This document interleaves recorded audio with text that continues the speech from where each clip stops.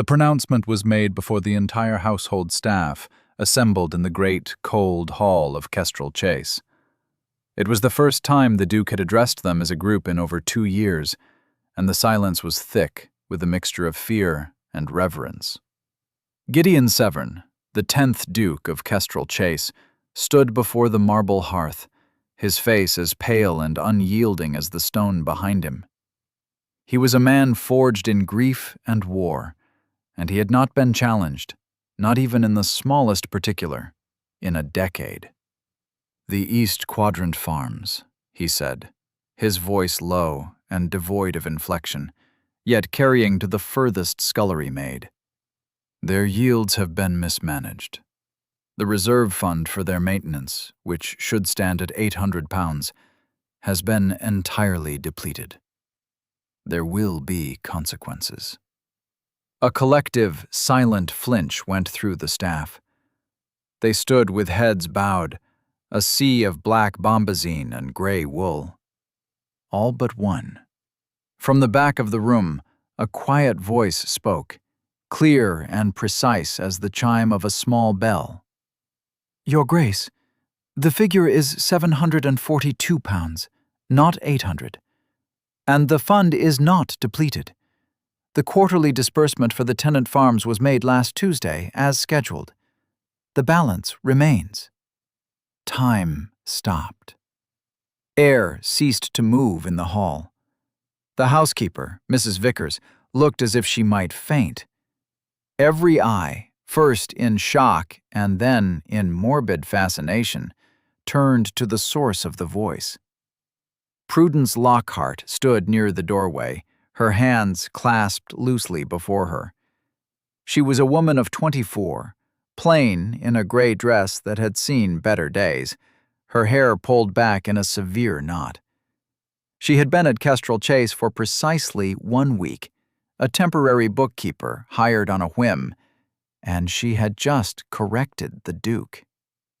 Gideon Severn's gaze, famously cold enough to frost glass, settled on her. He did not move. He did not speak. He simply stared, and in that terrible, stretching silence, Prudence Lockhart did not flinch. She did not lower her eyes. She met his gaze squarely, her expression one of mild, factual inquiry. She had stated a fact, and she waited for the fact to be acknowledged. She did not cry. She had learned long ago that tears changed nothing.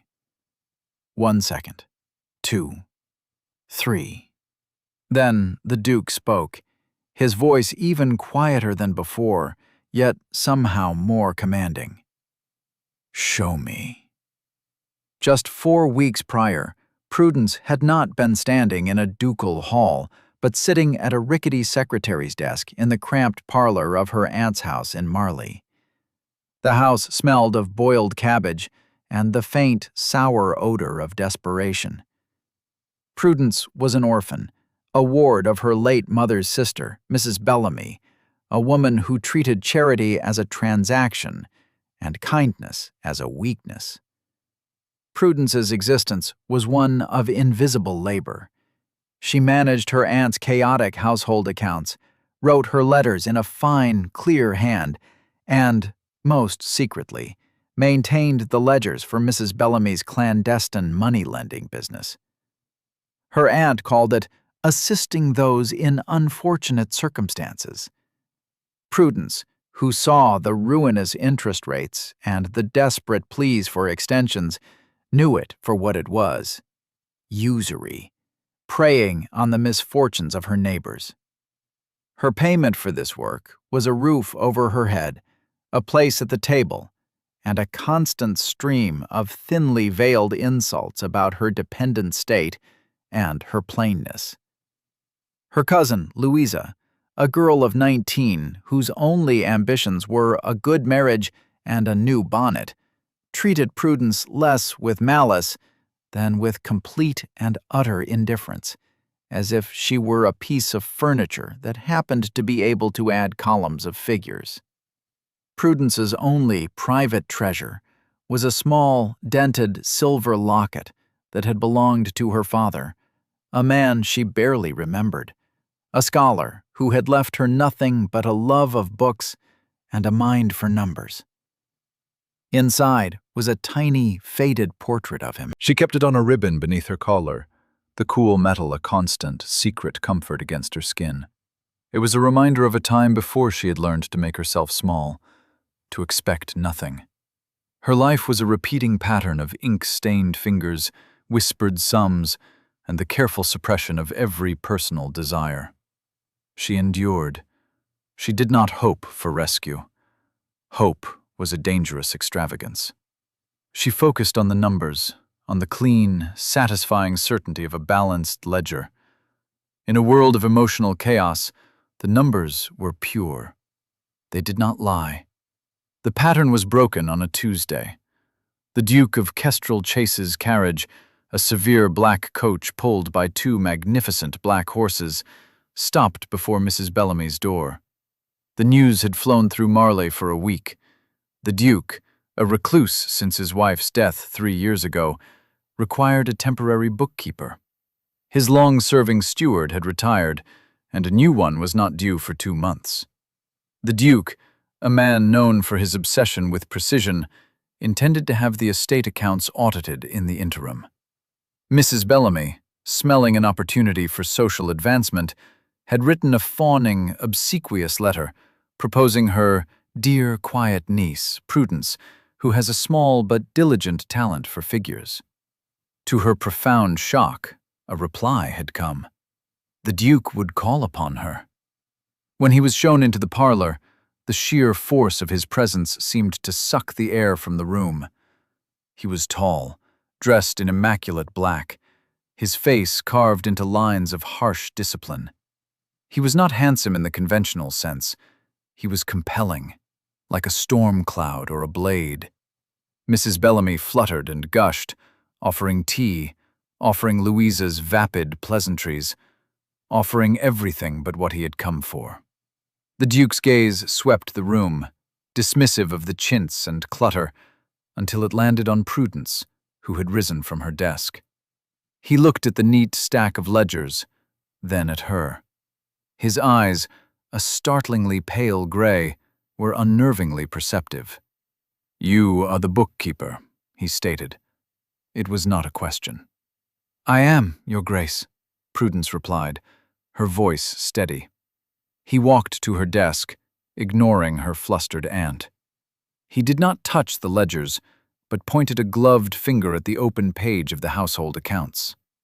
"Mrs. Bellamy's correspondence states her charitable donations for the last quarter were £20. Your book shows expenditures of 5. Which is correct?" Prudence felt a flush of heat, not of embarrassment, but of anger at her aunt's casual lie. Mrs. Bellamy paled. Prudence met the Duke's gaze. She would not lie for her aunt, but she would not humiliate her either. "The entry in the ledger is correct, Your Grace. The discrepancy may be a simple error of memory in the letter." It was a masterful deflection, both truthful and diplomatic. A flicker of something, not approval perhaps, but acknowledgement, passed through the Duke's eyes. He had seen the lie, and he had seen how she handled it. He had tested her, and she had passed. "You will come to Kestrel Chase," he said, his tone final. "You will audit the estate accounts. You will report only to me.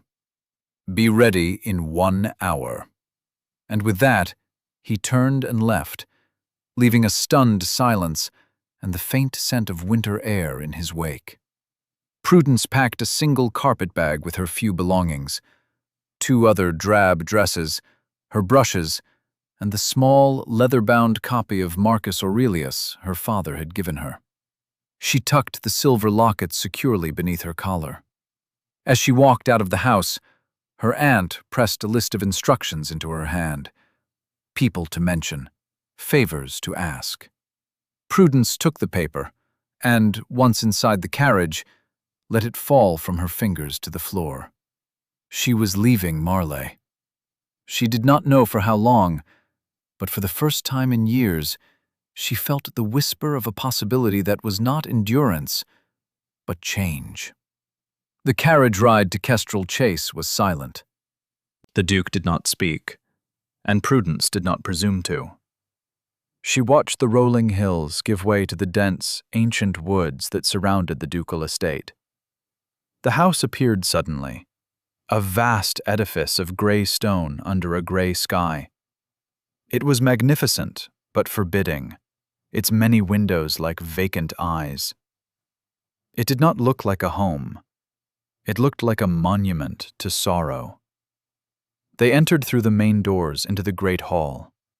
It was cavernous, cold and shadowed, the air still and heavy. A line of servants stood waiting, their faces grim. This was the moment that would echo through the household for months. The Duke, home for less than an hour, strode to the fireplace and made his pronouncement about the mismanaged funds. And Prudence, seeing a factual error as clearly as a blot of ink on a clean page, spoke the truth. "Show me," the Duke commanded. Prudence gave a small, formal nod.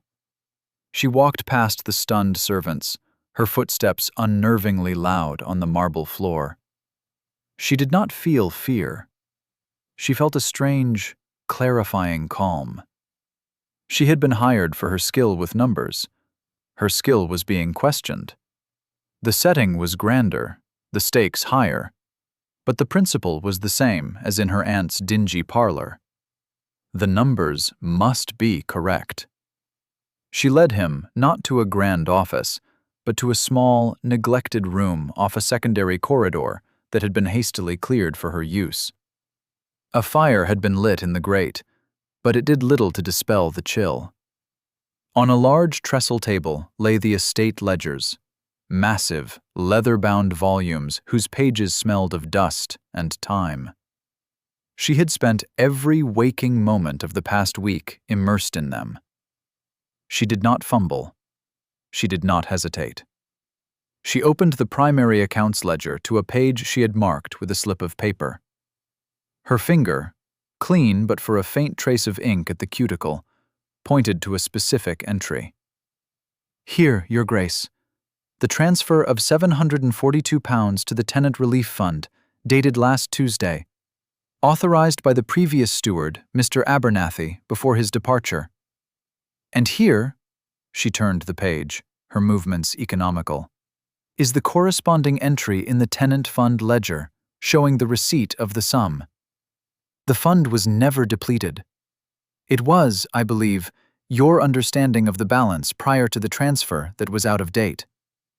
She delivered this devastating correction in a level, entirely impersonal tone. She was not accusing him of an error. She was simply presenting the data.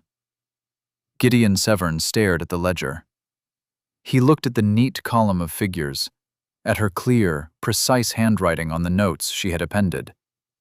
He leaned closer, his shoulder almost brushing hers, and for a moment, all she was aware of was the clean scent of wool and cold air that clung to him. He was verifying her claim, line by line. The silence in the small room was absolute. Finally, he straightened. He looked at her, and for the first time, his expression was not one of cold command, but of something else. Something harder to read. It was not warmth.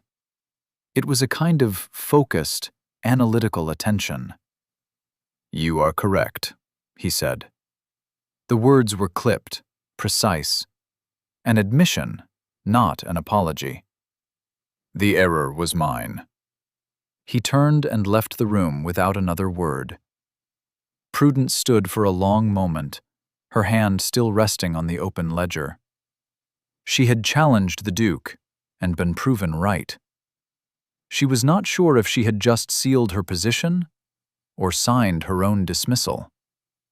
The head housekeeper, Mrs. Vickers, appeared in the doorway a moment later, her face a mask of awe and terror. "Miss Lockhart," she breathed. The Duke has instructed that your fire is to be kept lit day and night, and you are to take your meals in here should you wish it. He said your work must not be disturbed. It was not a reward, it was a command. But in the cold, silent world of Kestrel Chase, it was the first sign that she was not just a temporary fixture. She was a force to be acknowledged. Her place was not in the great hall with the bowing servants, but here, with the truth, written in black ink on white paper.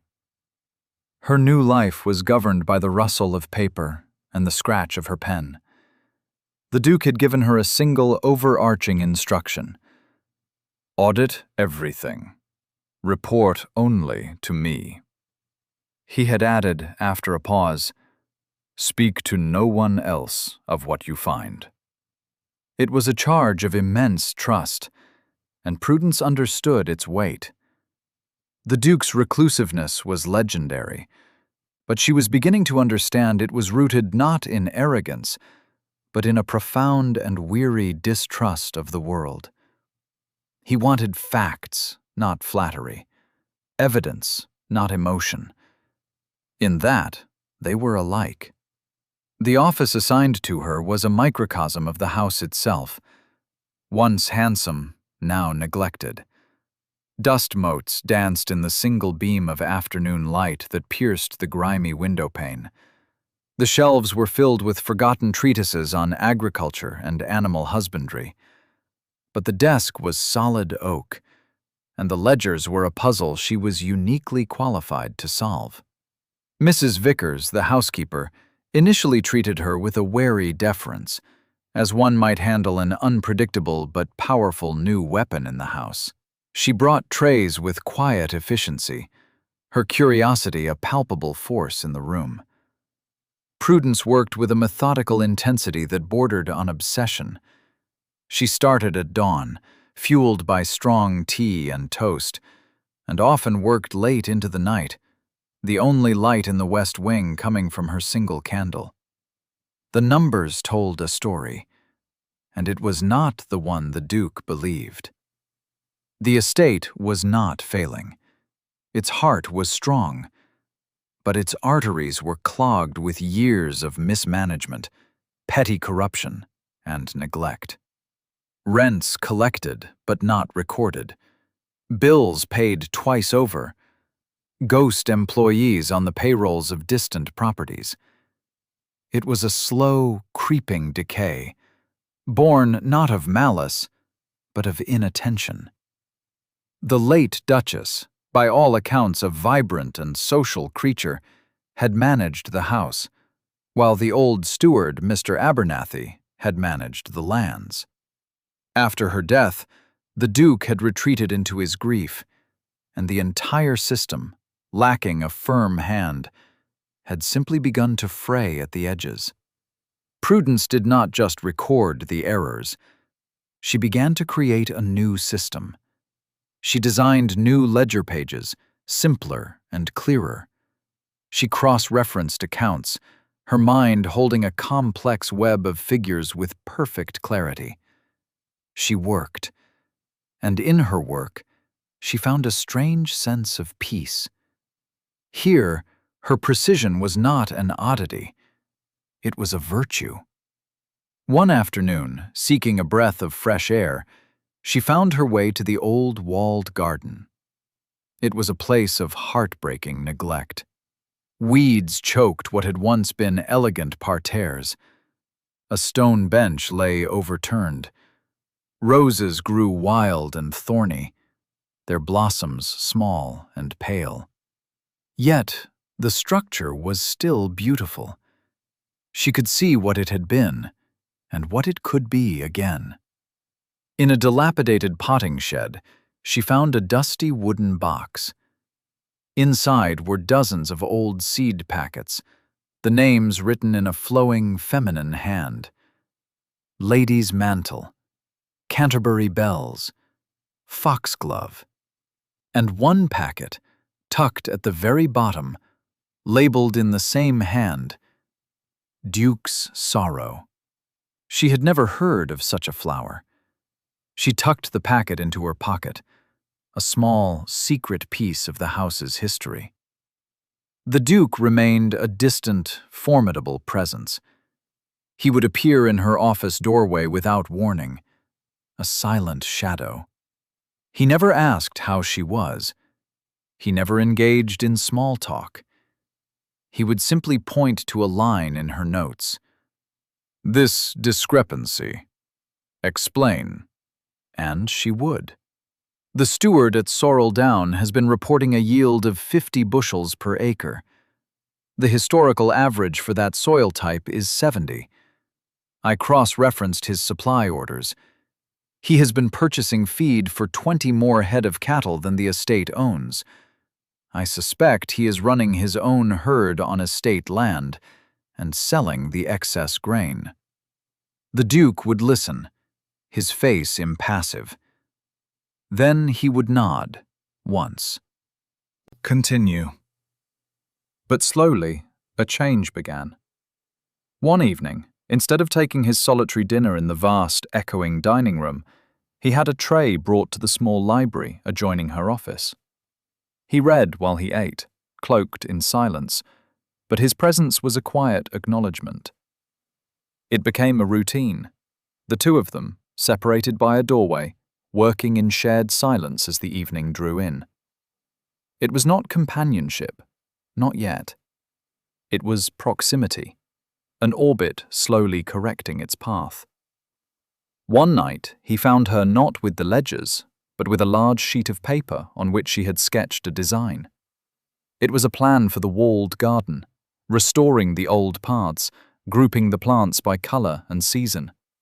She had even incorporated the names from the seed packets she had found. He stood behind her, looking over her shoulder. She froze, feeling his presence as a warmth at her back. "The garden was my wife's," he said. His voice was flat, but the words hung in the air between them. It was the first time he had mentioned her. "It has good bones," Prudence said softly, her eyes on her drawing. "It only needs tending." He did not reply, but the next morning, when she looked out her window, she saw 2 gardeners, men she hadn't seen in weeks, beginning the long work of clearing the weeds from the walled garden. He had not given her an order. He had simply acted on her suggestion. It was a quiet transformation. Prudence, asked by Mrs. Vickers for an opinion, suggested that the heavy velvet drapes in the morning room be replaced with lighter linen to let in the sun. A week later, bolts of pale yellow linen arrived from London. The Duke, seeing Prudence squinting in the candlelight, had a new argand lamp delivered to her office the next day, its bright, clean light a revelation. The house was slowly waking from its slumber, and so, it seemed, was its master.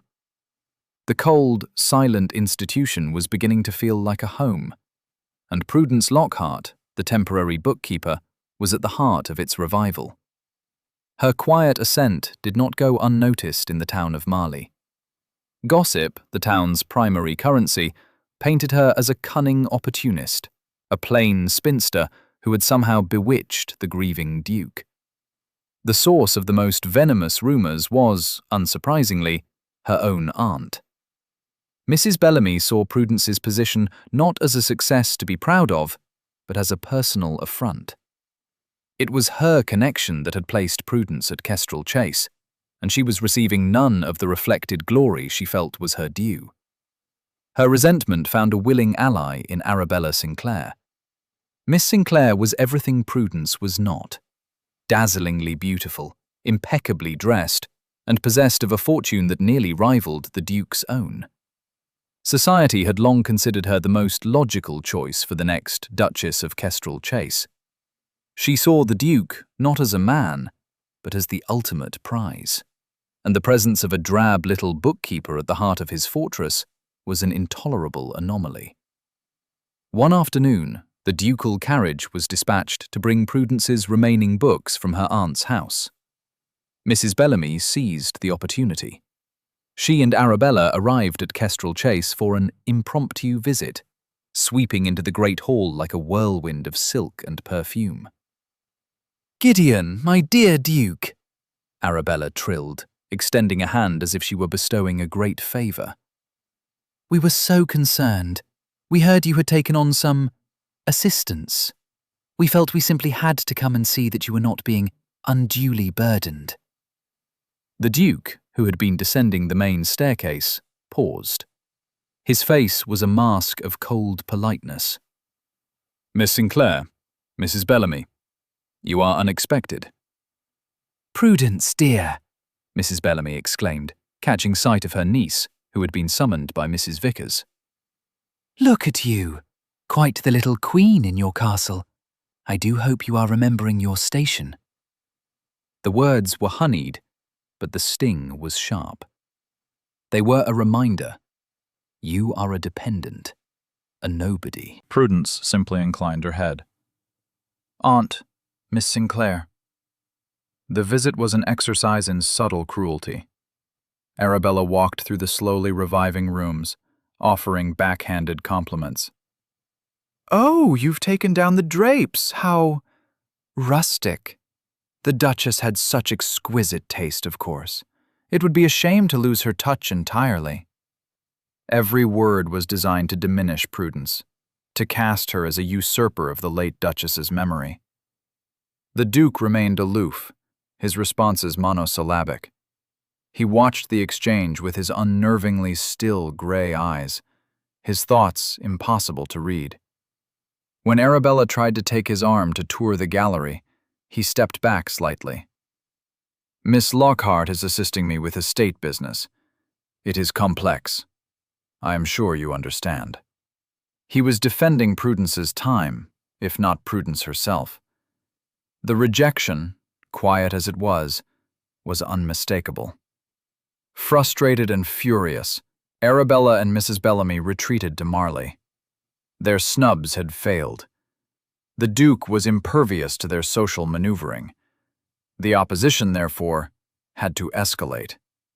It needed to move from social slight to concrete attack.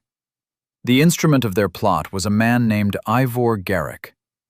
Mr. Garrick was a gentleman of good birth but bad habits, a gambler who had fallen deep into the web of Mrs. Bellamy's moneylending. He was desperate, and his desperation made him malleable. Mrs. Bellamy did not need to threaten him. She merely needed to suggest that his considerable debt could be forgiven in exchange for a small service. The plan was as simple as it was vicious.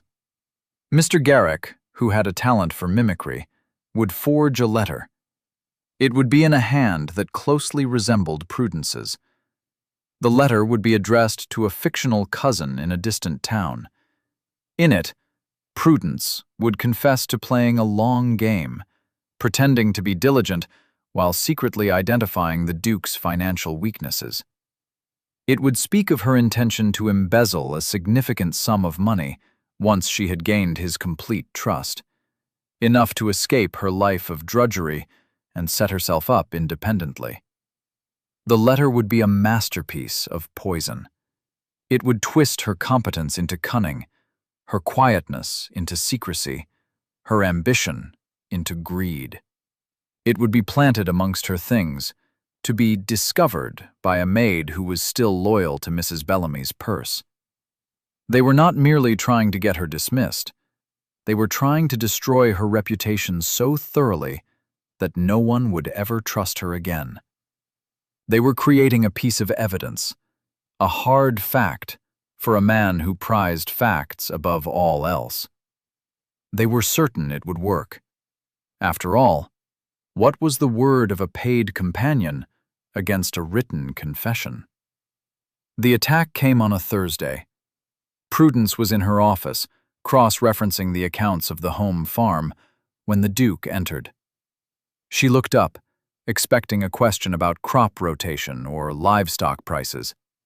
But the look on his face was different. The cool neutrality was gone, replaced by a rigid, glacial stillness that was far more frightening. He said nothing. He simply walked to her desk and placed a single sheet of paper on the polished wood beside her hand. It was folded and sealed with a simple wafer. The address on the front read, "To my dear cousin, Thomas." "A maid found this in your room," he said, his voice dangerously level. "It had fallen behind your dressing table." He did not raise his voice. He did not need to. The accusation was in the air, thick and suffocating. "Explain this." Prudence's heart, which had been beating with the steady rhythm of her work, gave a painful lurch. She looked at the letter, then up at his face. His eyes were chips of ice. The trust that had been so slowly, so quietly building between them was now hanging by a thread. She picked up the letter. Her hand was perfectly steady. She broke the seal and unfolded the paper. She read it through once, her expression unchanging. The handwriting was a clever, but not perfect, imitation of her own. The content was a vile tapestry of lies, woven with threads of truth. Her desire to escape her aunt's house, her focus on the estate's finances, her solitary nature. It was designed to be utterly convincing. A wave of cold dread washed over her, but on its heels came a surge of pure, defiant anger. They had taken her competence, the one thing that was truly hers, and twisted it into a weapon against her. She looked up from the letter and met the Duke's gaze. This was the moment, the crisis. She could feel the fracture in the air between them, the chasm of doubt that the letter had opened. She would not cry. She would not plead. She would not become the hysterical female they expected her to be. "This is not my letter," she said. Her voice was low, but it did not tremble. "I did not write it. I have no cousin named Thomas." "The handwriting is very like yours," Gideon said, his voice flat. "It is a forgery," she stated simply. "A good one, but a forgery nonetheless. My T's are crossed higher. My G's have a shorter loop." She placed the letter back on the desk. She folded her hands in her lap, a picture of calm composure. "Your Grace, for 2 months, I have done nothing but the work you set me. Every figure, every entry, every recommendation I have made is recorded in these books. My accounts are open. You may examine them. You may examine me. I have nothing to hide." She held his gaze, her own clear and unwavering. It was a direct challenge. Look at the evidence of my character, not this fabrication. She was asking him to weigh 2 months of flawless, dedicated work against a single, poisoned piece of paper. She was asking him to trust what he had seen of her, not what others wanted him to believe. For a long, silent moment, Gideon Severn did not speak. He looked from the letter, with its plausible lies, to the woman before him. Her face was pale, but her eyes were luminous with a fierce, quiet integrity. He had spent the last 3 years entombed in a fortress of his own making, trusting no one, believing nothing that could not be proven on paper. This letter was paper. It was evidence. By his own rules, he should believe it. And yet, he did not. He thought of the first day, in that cluttered parlor, when she had answered his question with perfect, unadorned honesty. He thought of her in this dusty office, surrounded by the chaos of a neglected dukedom, bringing order to it with nothing but her mind and her will. He thought of her sketch of the garden, a hopeful, beautiful thing, created in the dead of night. He thought of the quiet companionship of their shared silence in the evenings. These were facts, too. They were the evidence of her character, written not in ink, but in action. The letter was a lie. He knew it with a certainty that went deeper than logic. It was a violation, an attempt to poison the one clean, honest thing that had entered his life in years. It was not pity he felt for her. It was something harder and more respectful. It was fury on her behalf. He reached out and took the forged letter. Slowly, deliberately, he tore it in half, and then in quarters, letting the pieces fall to the floor. Prudence's breath hitched, the first sign of the tension she had been holding at bay.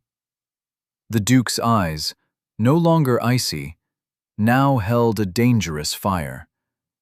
His voice was low and resonant with a new, protective authority.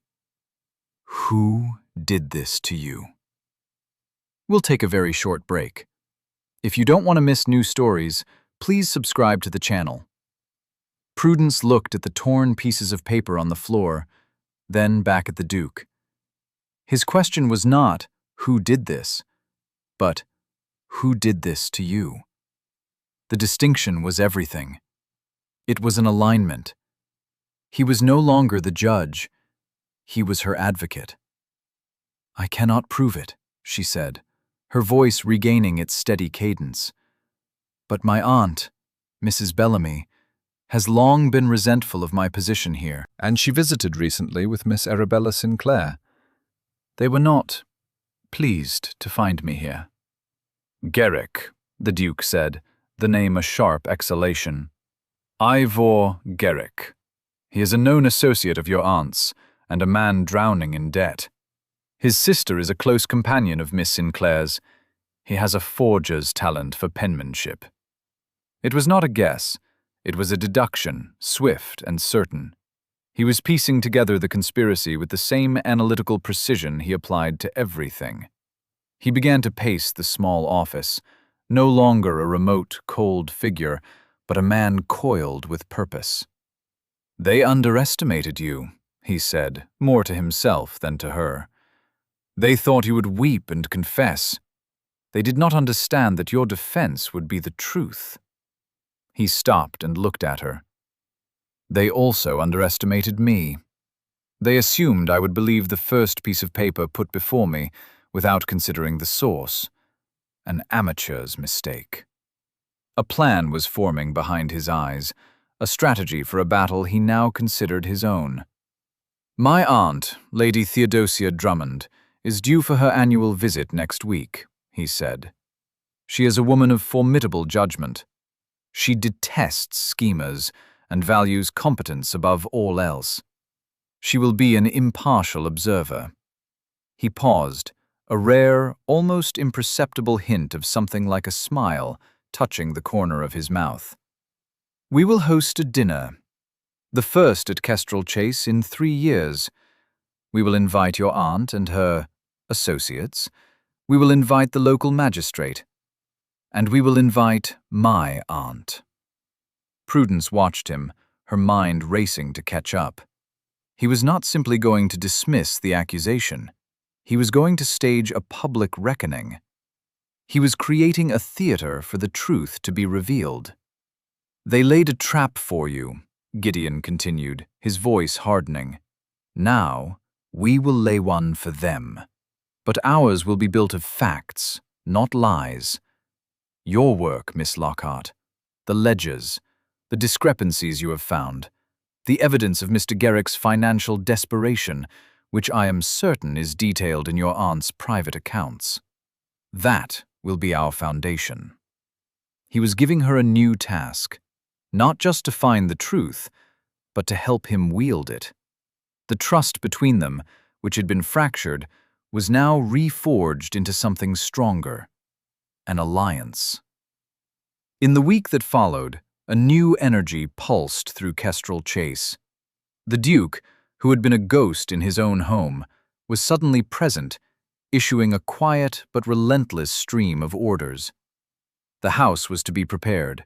The finest silver was polished, the grand dining room aired and cleaned, The crystal chandeliers washed until they glittered. Mrs. Vickers and the staff, sensing the shift in the wind, worked with a renewed sense of purpose. They were no longer maintaining a mausoleum. They were preparing a stage. Lady Theodosia Drummond arrived like a bracing north wind. She was a woman in her late 60s, with eyes as sharp and intelligent as her nephew's, and a tongue reputed to be just as cutting. She surveyed the revitalized house with an approving nod, then turned her full attention on Prudence. "So," she said, her voice raspy and imperious, "you are the bookkeeper." She looked Prudence up and down, taking in the simple dress and the steady gaze. "Gideon tells me you have a mind like a steel trap. He is not given to exaggeration. Show me these famous ledgers." For 2 hours, Prudence walked Lady Theodosia through the accounts. The old woman asked sharp, insightful questions, testing her, probing for weakness. Prudence answered each one with calm, factual precision. At the end, Lady Theodosia sat back, a slow, genuine smile spreading across her face. "Remarkable," she declared. "The girl is a prodigy. Gideon, for the first time in your life, you have done something entirely sensible."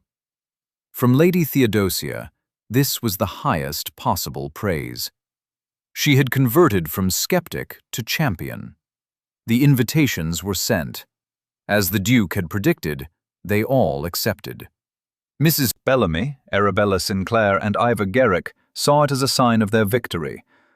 They believed Prudence was gone, and this dinner was the Duke's re-entry into society, a prelude to his courtship of Arabella. They arrived at Kestrel Chase beaming with confidence, walking directly into the trap. The great dining room was a blaze of candlelight. For the first time, Prudence was not an employee, but a guest. At the Duke's quiet insistence, she was seated at the table, near Lady Theodosia, wearing a simple but elegant new gown of deep blue silk. A quiet gift from the Duke, delivered by Mrs. Vickers with the note, "For the occasion." Mrs. Bellamy and Arabella barely acknowledged her, their expressions a mixture of shock and disdain at her presence. Ivor Garrick, seated across the table, gave her a look of oily triumph. They thought she was there to be humiliated, a final footnote to their successful scheme. The dinner progressed. The conversation was stilted, full of the meaningless chatter that passed for wit in their circle. The Duke was a watchful, silent host, letting the tension build. Finally, as the dessert plates were cleared, Garrick, flushed with wine and arrogance, made his move. "It is a perilous thing, Duke," he said, his voice carrying across the table, "to place one's trust in those of a lower station. Their ambition can be rapacious. One must be so careful about the company one keeps." He glanced pointedly at Prudence. The room fell silent. This was the moment. The Duke placed his wineglass down with a quiet click. "An interesting observation, Mr. Garrick," he said, his voice dangerously mild. "Speaking of ambition and finance, I find my own estate accounts have recently been put in perfect order. They reveal the most fascinating things." He turned his cool gaze on Garrick. "For instance, they reveal that certain local gentlemen are in arrears to their tailors, their wine merchants, and their stables. Debts totaling, in one particular case, over £500. Garrick's confident smile faltered. He began to look pale. "But such debts are trivial," the Duke continued, "when one has access to alternative lines of credit." He shifted his gaze to Mrs. Bellamy, who had frozen, a piece of candied fruit halfway to her mouth. "I have learned that some enterprising individuals in Mali lend money at an interest rate of 50%. a business that is both profitable and, of course, highly illegal. Mrs. Bellamy turned a shade of mottled grey. "Miss Lockhart," the Duke said, his voice cutting through the tension. Prudence looked at him. His expression was calm, giving her strength. "You have an excellent memory for figures. You once managed your aunt's books. Could you perhaps recall the outstanding principal owed to your aunt by Mr. Garrick?" Prudence met her aunt's terrified, furious gaze. She felt no triumph, only a quiet, clean sense of justice.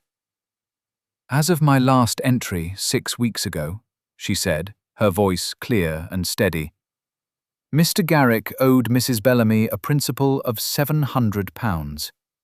With accrued interest, I imagine the current sum is considerably higher." A gasp went around the table. The magistrate, a portly man named Mr. Ogilvy, was now listening with intense professional interest. £700, the Duke mused.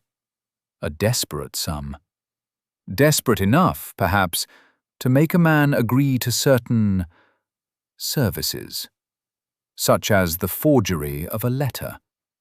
He produced a document from his coat pocket. "I took the liberty of having the letter intended to defame Miss Lockhart examined by a handwriting expert from London. He found it to be a clever forgery. He also compared it to a sample of Mr. Garrick's hand, procured from a note he sent to his tailor." He unfolded the expert's report. "The expert finds, with absolute certainty, that the forger of the letter and the author of the note are one and the same." He placed the report on the table. It landed with a soft, final thud. Ivor Garrick shot to his feet, his face slick with sweat. "This is an outrage! Lies! Slander!" "Is it?" the Duke asked softly. He looked at the magistrate. "Mr. Ogilvy, usury and forgery are serious crimes. I have witnesses and evidence. I am certain you will wish to pursue the matter." Garrick stared, trapped. Arabella Sinclair looked at him with horror, realizing the scandal she was now attached to.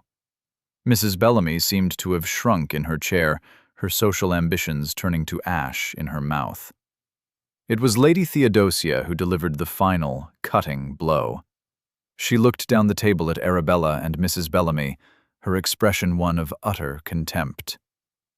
"That is how counties turn on their own," she said to the table at large. "Quietly, by degrees, with poisoned pens and shabby conspiracies. A pathetic business. You are dismissed from my nephew's house. I suggest you leave before the magistrate decides to detain you." Utterly broken, Garrick stumbled from the room. Mrs. Bellamy, followed by a pale and trembling Arabella, scurried after him, their public ruin complete and absolute. The room was left in a ringing silence, broken only by the crackle of the fire. Prudence sat perfectly still. She had been vindicated, not by her own hand, but by the truth she had so diligently served, wielded by a man who had chosen to believe in her. She looked at the Duke, and for the first time, she saw not just respect in his eyes, but a profound and undisguised warmth. After the remaining guests had departed, a quiet fell over Kestrel Chase. It was not the heavy, oppressive silence of before, but a peaceful, settled quiet. The house felt cleansed. Prudence had retreated to her office, the place where she felt most herself. The fire was burning low, and moonlight streamed through the now clean window, painting a silver rectangle on the floor. She stood looking out at the grounds, at the dark, sleeping shape of the walled garden. She had not felt the elation of victory, but a deep, resonant sense of relief. The threat was gone. The truth had prevailed. She heard a soft footstep behind her and turned. Gideon was standing in the doorway, no longer the formidable Duke, but simply a man, his shoulders relaxed for the first time she could remember. He had shed his formal dinner coat and wore only his waistcoat and shirt sleeves. He walked into the room and came to stand beside her at the window. They stood in silence for a moment, looking out at the moonlit landscape. "You were brave tonight," he said, his voice low. "You gave me the courage to be," she replied honestly. "You believed me when you had every reason not to." "No," he said, turning to face her. The moonlight caught the sharp planes of his face, softening them. "I had every reason to believe you. I had the evidence of your character. It was a stronger proof than any forged document." He looked around the small office, at the neat stacks of paper, the tidy desk, the new, bright lamp. "You have brought order to my house. You have brought honesty and light where there was only silence and shadow." He paused, and his gaze on her was intense, searching. "I find I cannot return to the silence that was here before you."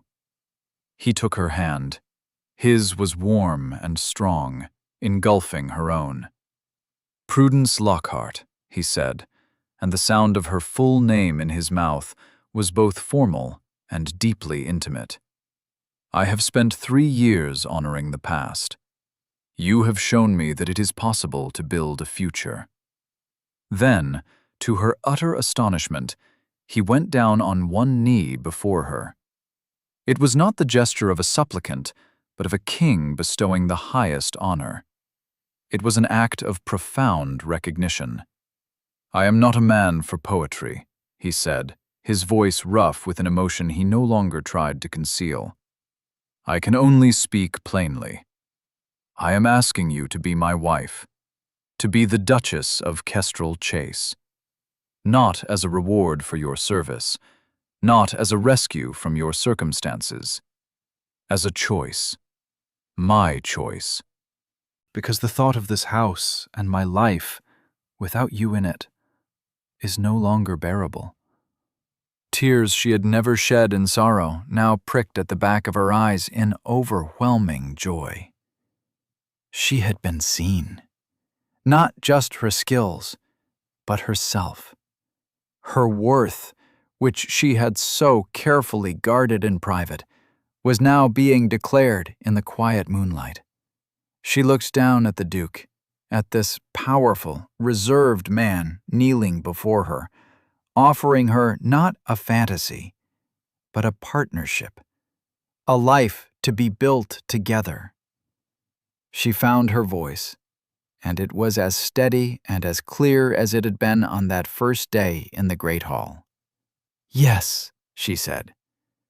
She knelt before him so they were face to face, equals. "Yes, Gideon. Plainly. Together." He reached out and cupped her face in his hands, his thumb gently brushing away the single tear that had escaped. And then he leaned in and kissed her.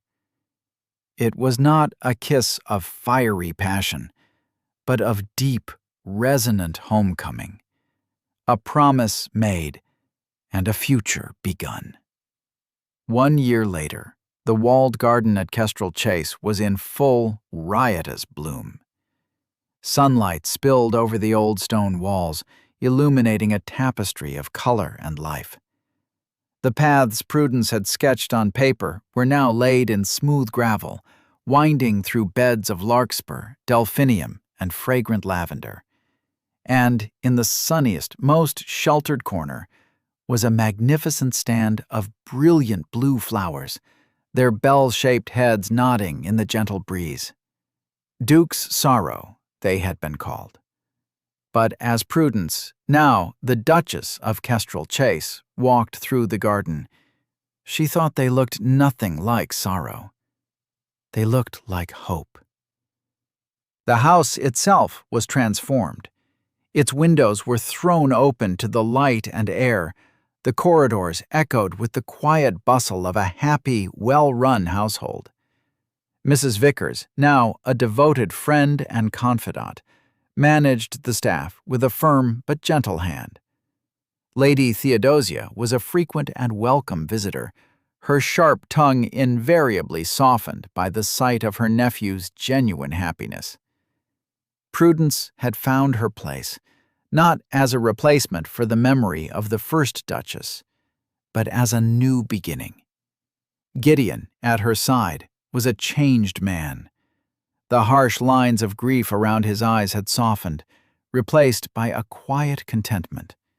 He still spoke plainly, but now his words were often laced with a dry wit that only she seemed to bring out in him. He was still the Duke, respected and powerful, but he was also simply Gideon, a man who had learned to trust and to love again. A letter had arrived that morning from Louisa Bellamy. After her mother's disgrace and retreat to the country, Louisa had, to everyone's surprise, found her own way. She had taken a position as a governess in Bath, and her letter was a short, sincere, and somewhat clumsy apology for years of indifference. Prudence read it with a sense of gentle closure. Not all wounds could be perfectly healed, but some could be acknowledged and left to fade with time. As she stood admiring the blue flowers, Gideon came to stand behind her, wrapping his arms around her waist. He rested his chin on her shoulder. "Thinking?" he asked. "Remembering," she said softly. He held something out to her. It was her old silver locket. But it was different now. The dent was gone, the surface polished to a brilliant shine. A master silversmith in London had restored it to its former beauty. "I thought it was time," he said. She took it, the metal warm from his hand. She opened the familiar clasp. Inside, the tiny, faded portrait of her father remained. But on the facing side, where there had once been only empty silver, was a new, exquisitely painted miniature. It was of Gideon. He was not smiling, but his gray eyes were warm, and he looked out as if in conversation with the man opposite him. A union of the past that had shaped her and the future they were building. She closed the locket, the click of the clasp sounding a note of finality and rightness. She leaned back against her husband, her hand covering his over the gentle swell of her stomach, where their child, the future of Kestrel Chase, now grew.